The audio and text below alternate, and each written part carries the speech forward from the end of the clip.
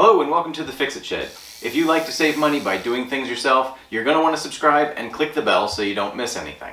So about 6 months ago I installed the iSpring RCC7AK reverse osmosis filter, and it's now time to change some of the filters. So iSpring sells 3 different sets of filters that you can buy: a 1-year pack, a 2-year pack, and a 3-year pack.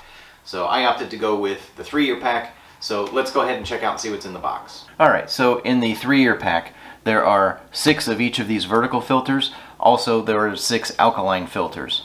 So there are 3 of this filter and 1 reverse osmosis element. So these 4 up here you need to replace every 6 months. This one you need to replace once a year, and the reverse osmosis element you replace every 2 or 3 years. So it also comes with some spare parts in case you lose or break things when you're taking it apart. Alright, so the first thing we're going to do is turn off the cold water supply line. And then we're going to open the faucet to depressurize the system. So this water is still filtered and good to drink, so I'm going to save it.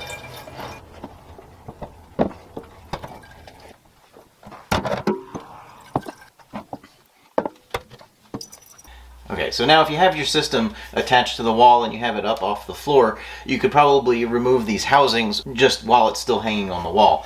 I do not have mine attached to the wall, it's just kind of freestanding, so I'm going to pull the whole system out and put it in this bucket.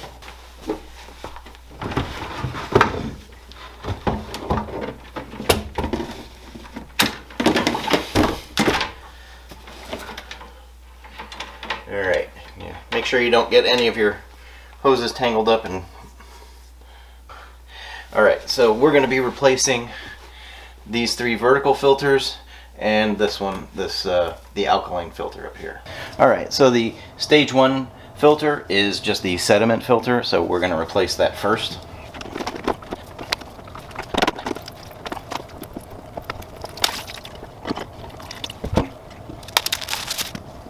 Alright, so for this O-ring here, before you reinstall it, you can put some food grade silicone jelly on there to make sure that it has a good fit. So next we're going to change the stage 2 filter, which is the granularly activated carbon filter, which is this one right here.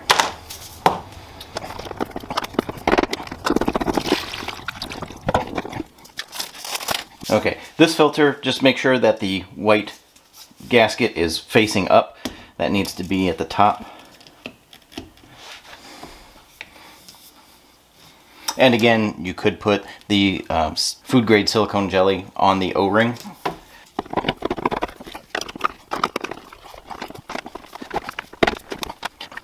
And now we're going to do the same for the 3rd stage CTO filter.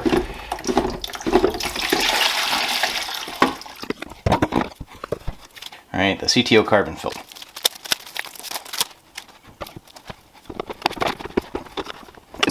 Alright, so we need to get these fittings out. Okay, so to release this fitting, right, if you just press this collar in, then you can pull this hose out. And you're going to get a little bit of water, so you want to have it in a bucket or on a towel.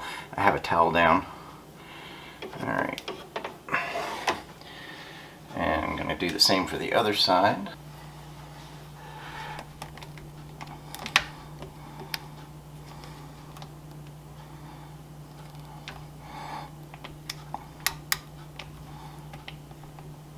There we go. And then we can take this filter out.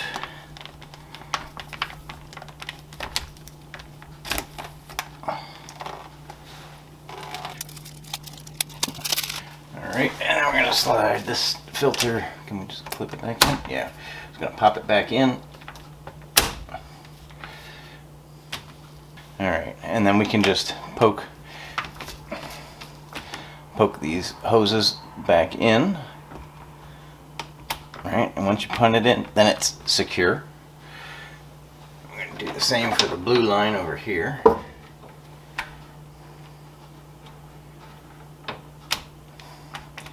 Alright, now that's nice and secure.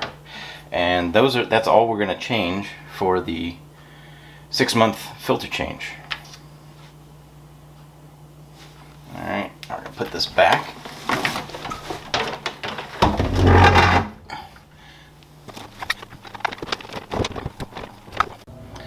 Alright, now we want to remove the hose from the inlet hose from the reverse osmosis membrane. Okay, and then I got the bucket here to catch it in. Yeah. Alright, and what we're going to do is we're going to flush the filters, and just to make sure that we get any carbon dust or whatever out of the way before it gets to the membrane. Okay, so now with this unhooked, I'm going to open the valve. It's going to fill up the filters, and then it's going to flush out through this hose.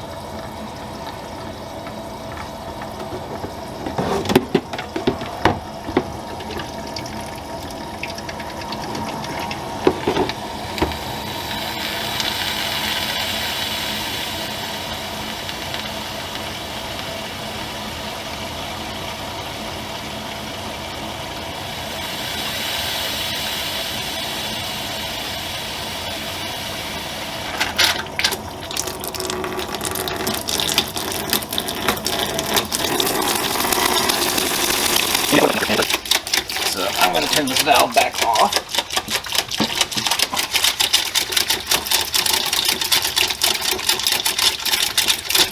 Still getting some water out of the system.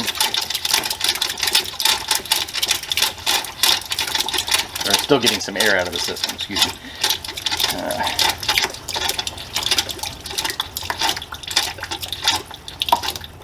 Okay, when it first started coming out, the water looked a little black. It looks like it's coming out clear now. Alright. Alright, and then we're going to plug this back in. Alright, that's plugged back into the reverse osmosis filter. So now I'm going to open the faucet, and then I'm going to turn the valve back on.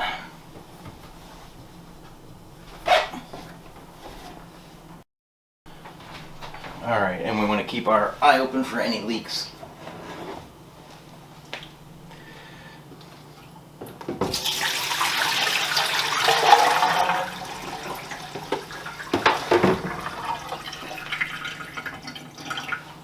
So in a few minutes this should start trickling once the water circulates through the system again.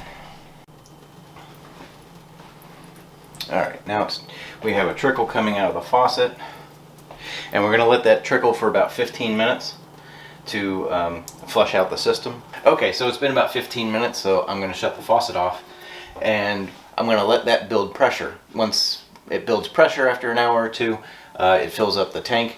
Then we're going to open it up, and I'm going to let it drain again until it gets back to a trickle. At that point, you can just close the valve, it'll build up pressure, and you can use it at that point.